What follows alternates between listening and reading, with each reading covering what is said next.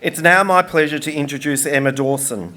Emma is Executive Director of Per Capita, an independent progressive think tank dedicating to fighting inequality in Australia.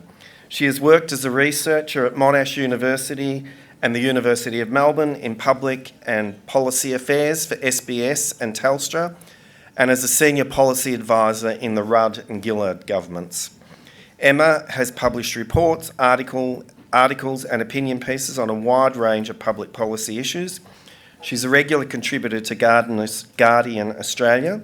I was about to say Gardening Australia. The Age, Independent Australia and the Australian Financial Review, and a frequent guest on various ABC and commercial radio programs nationally. And she's on the drum tonight, I hear.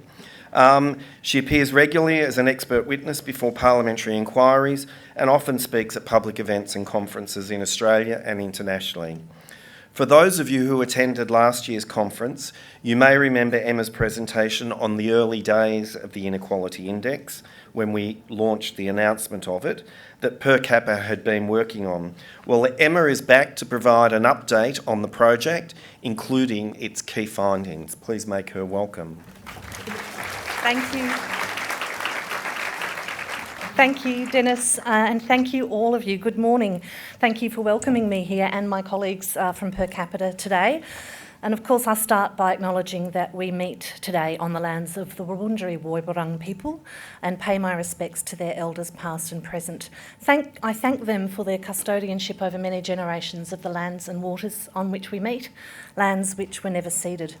I am so delighted to be back with you today to launch Per Capita's Australian Inequality Index.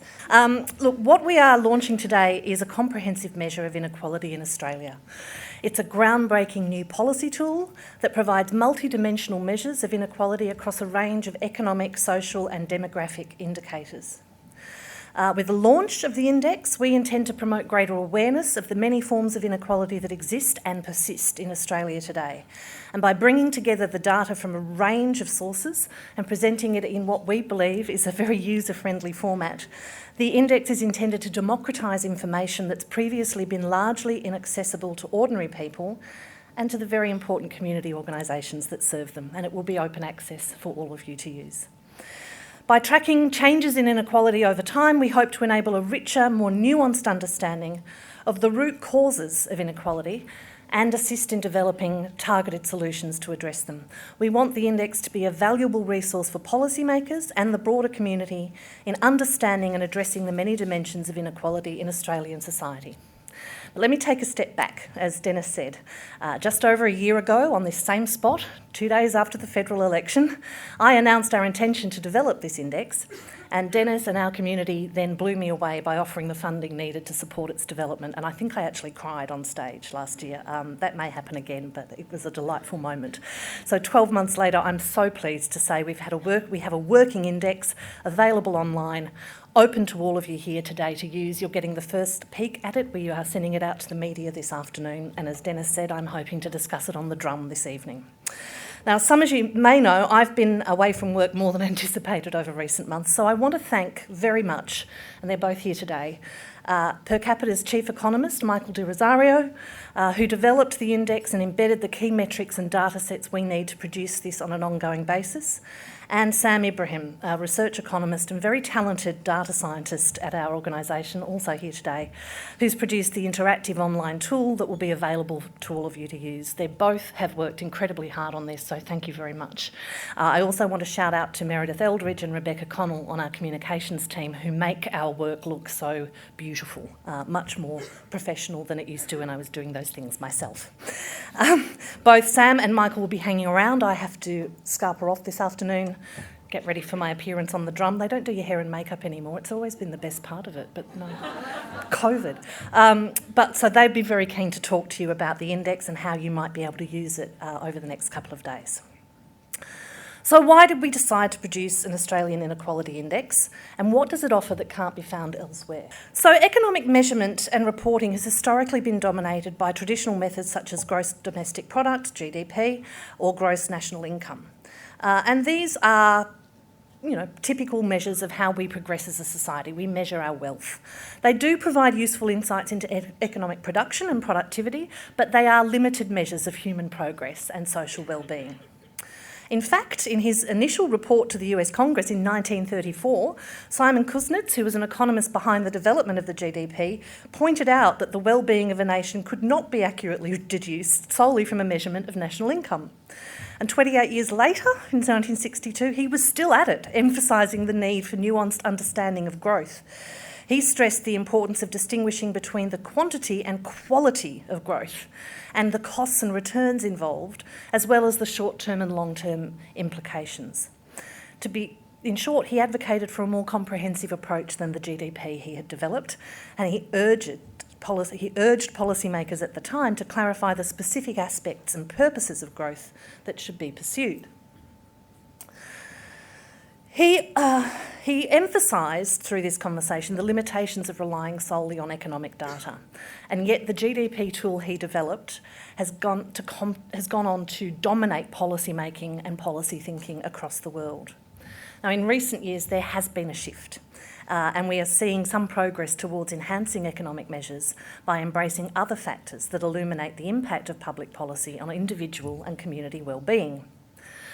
The global movement to entrench well-being budgets by national governments and to measuring what matters as part of the policy-making process are gaining ground in many advanced economies as we grapple with the impact of climate change and rapidly growing social and economic inequalities within and between nation-states. Happily, we now have a federal government in Australia that is committed to both these processes. In fact, the consultation framework on the Measuring What Matters process was closed by the Department of Treasury just last week. So the timing of our index here is very apt.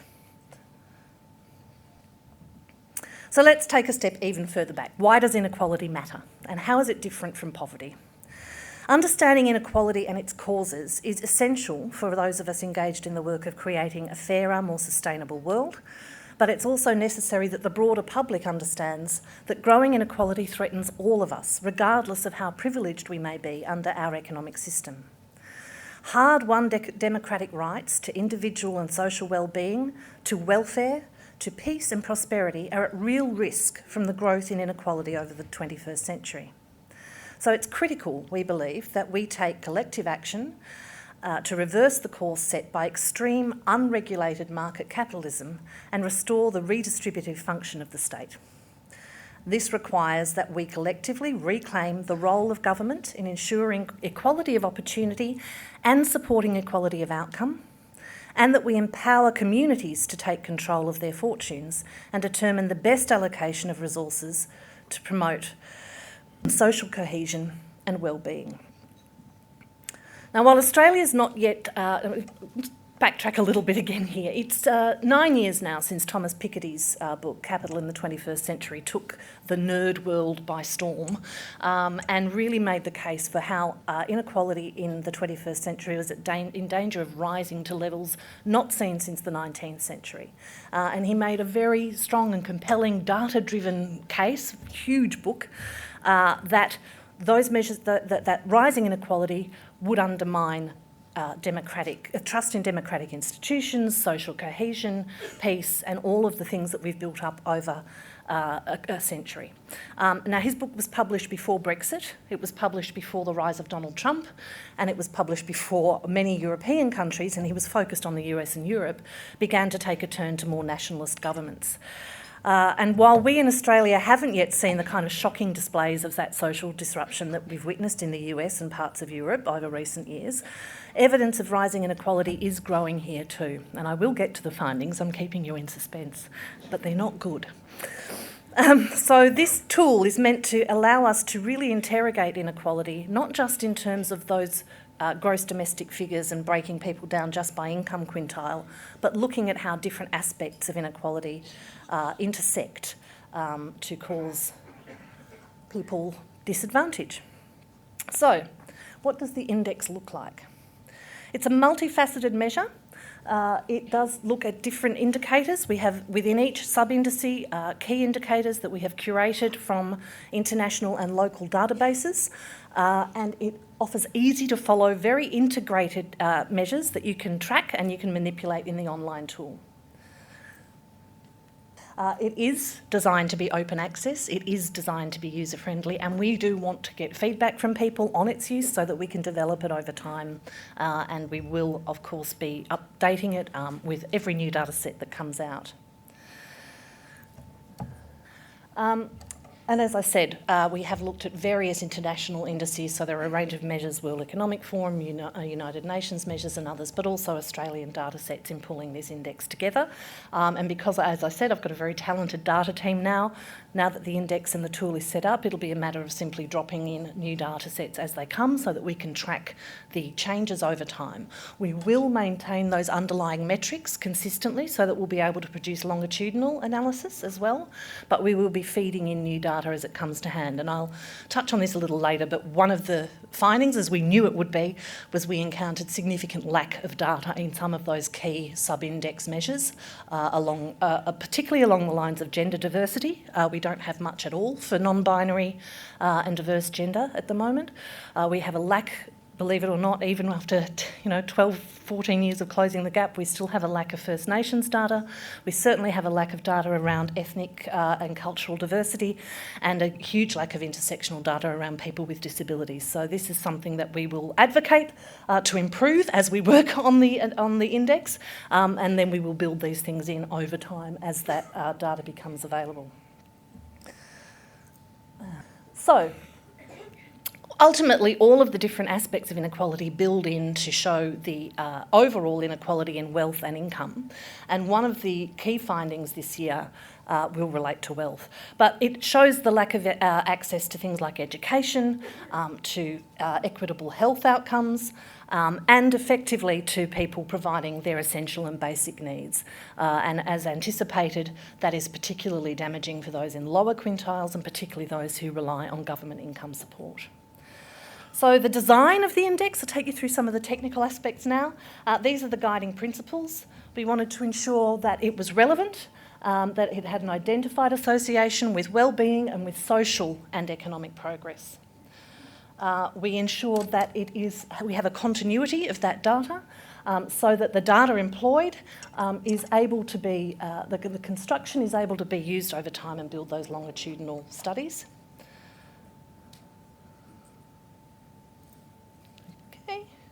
There we go. That it's public domain, very important to us, and thanks to Dennis's and our community's generous support, we are able to make this open access, but the important thing as well is all the data that we have used is available in the public domain, so it can be cross-referenced, it can be checked, and it can be utilised by different agencies as being consistent. And finally, that we do look at a ratio or gap emphasis. So this isn't about absolute levels, we're measuring inequality, so it's really the ratio of who's enjoying more compared to who's enjoying less in our society. There we go. So the structure of the index. And this is really important to understand because the way we have put it together, we hope, again, as I said, it will be really intuitive to use, but again, we do want that feedback from all of you. So we have several sub-indices in the index. First Peoples or First Nations inequality. It's going backwards. Gender, again, we at this point is really looking at the difference between cis men and cis women until we get that additional data that's starting to come through. They're starting slowly to collect data about diverse genders. Ethnicity, feedback last year from this group was that we shouldn't talk about ethnic minorities, we shouldn't talk about cold communities, we should simply call it ethnicity. And within that, we're looking at racial and cultural differences, linguistic barriers, and particularly looking at first-generation migrants or people from refugee backgrounds, people of colour, and distressingly finding quite a lot of discrimination still exists around those identities. We have constructed an intergenerational sub-index, and this is important. We accept that people don't have a fixed age, but they do have a fixed generation, and that it's really important to us to look at the rising levels of inequality between generations. There are still obviously inequalities within generations, but because this is a policy analysis tool, we really need to examine how we have limited social mobility for younger people, and what contribution public policy and economic decision making is making to that. And again, it's not a great outcome.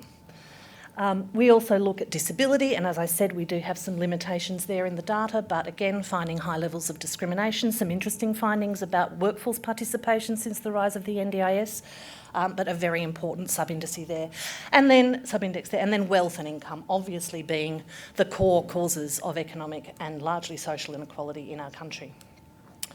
The sub-index, so I'm going to take you through quickly now. So the Income Inequality Index looks at the difference between quintiles. So when we talk about quintiles, we're talking about the top 20%, next 20%, right down to the bottom 20% of people by income in this country. So we compare the second to fourth quintile as well as the first to fifth to determine this, and a ratio of household debt to income, which is an important measure in itself. We then see that how income inequality has tracked, and this index goes back to 2010, this first iteration, and then we'll be adding on years as we go, as the data comes available. So it is rising and is currently stable, but still at a fairly high level. The wealth index, the sub-index, and this is a really critical one because it's wealth, it's assets, it's the ownership of assets and wealth that really drives persistent inequality in our country. We look at the upper and lower quintiles, the second to fourth, and the debt ratio. And one of the reasons that we find that wealth inequality is certainly growing, and it's growing rapidly. Income inequality is stabilised somewhat, largely because, and Michael made this very interesting finding, high income households have taken on a lot of debt over the last 2 or 3 years. They're buying properties during the COVID pandemic, basically, is the simple explanation for that.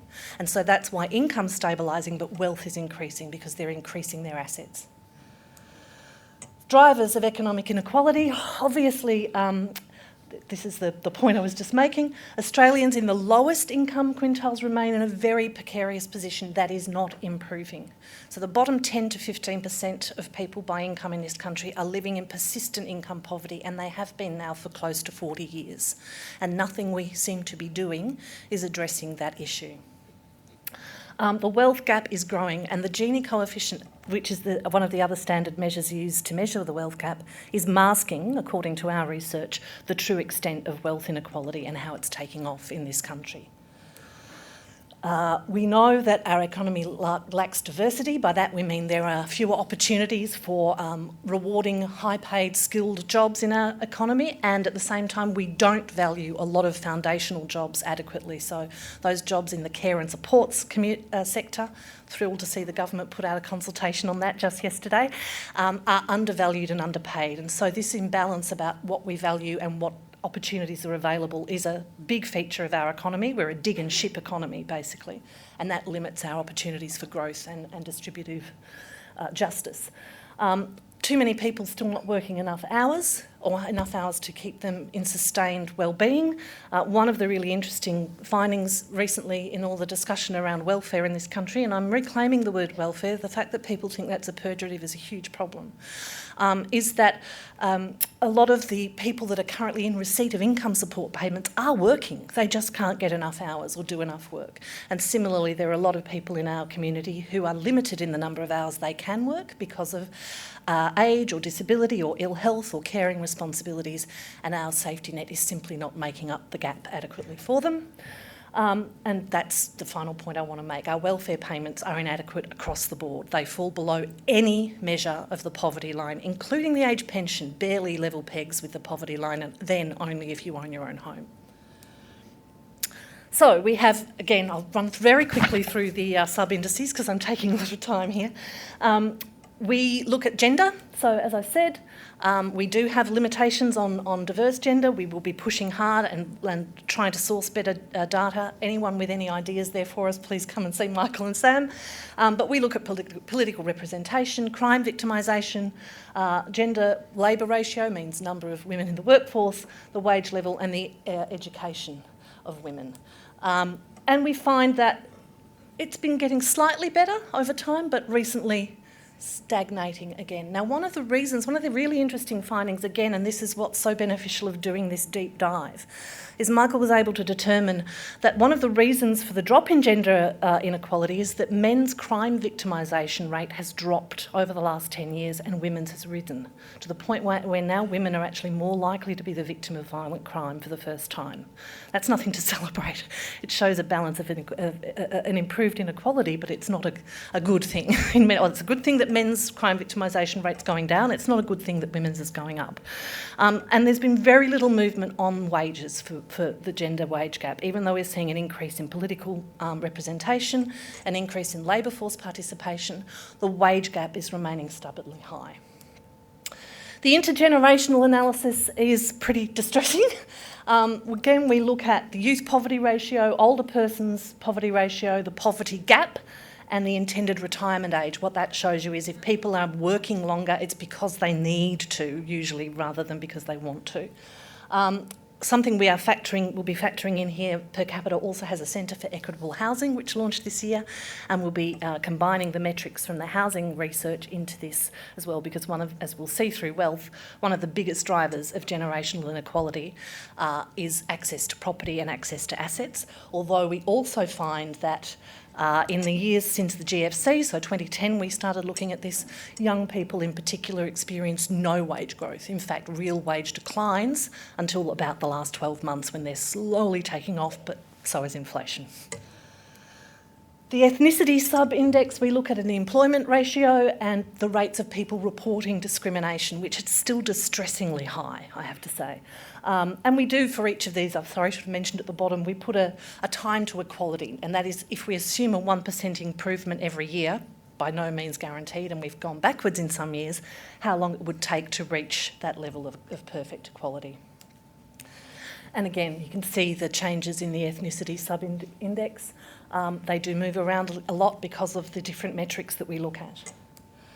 Disability, again, we look at their employment ratio, so how much are they participating in the labour force and how much are they reporting discrimination. And again, we found relatively high levels of reported discrimination from people with disabilities, more than you would intuitively expect.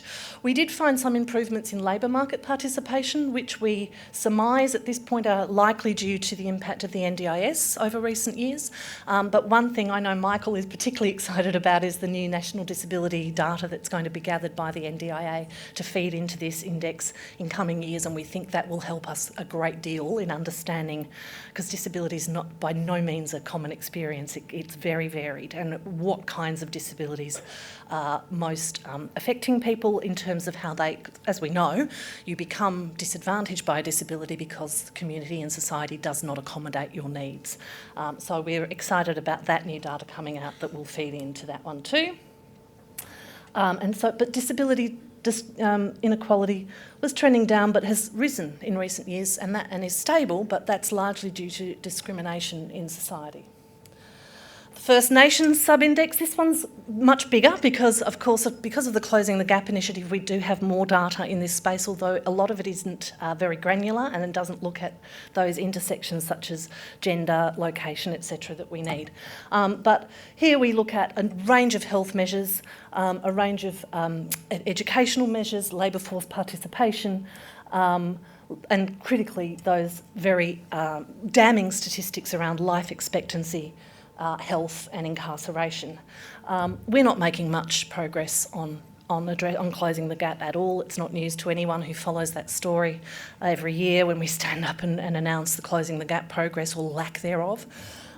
What we do see here is that the impact of very, very high relative rates of incarceration, particularly among young First Nations people, distressingly high rates of suicide and self-harm, and basic discrimination are huge problems, but so are things like access to housing and the labour market.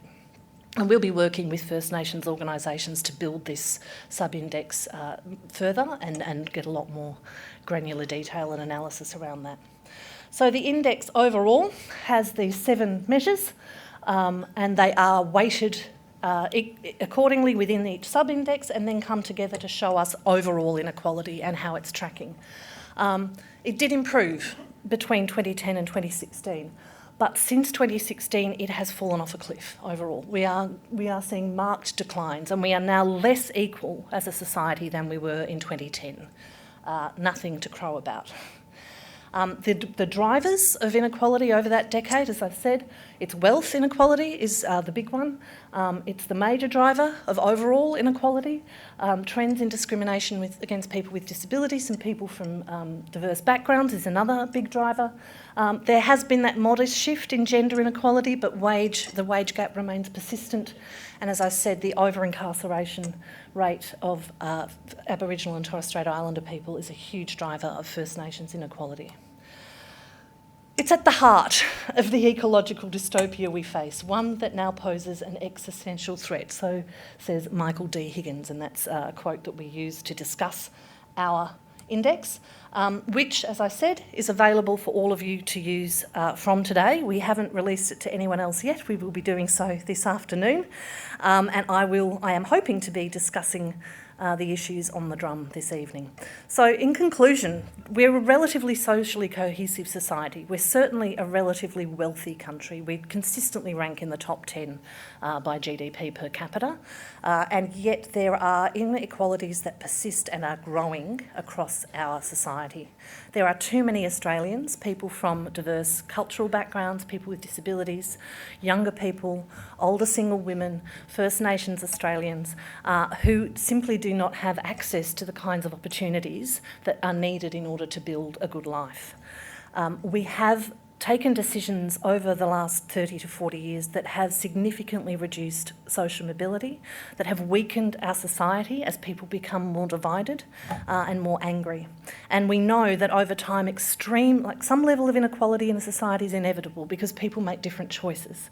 But extreme structural inequality is the result of decisions we make collectively. And the major drivers of this inequality in Australia may be lagging slightly behind those of the US and Europe, but we are catching up fast. If we don't see some reversal of some of those policies, we will see a much more greatly divided country. We will not be able to embrace the opportunities that come from moving to a post-carbon economy. We will have a generation, we already arguably have a generation that does feel utterly betrayed, and as though it doesn't matter what they do, how hard they work, that they do everything they're told, they still cannot build the kind of life that their parents did. And it's indictment on all of us, I think, to say that we're going to leave a worse world for our children than we inherited ourselves. If anyone cares about social justice, that's the number one metric that we use.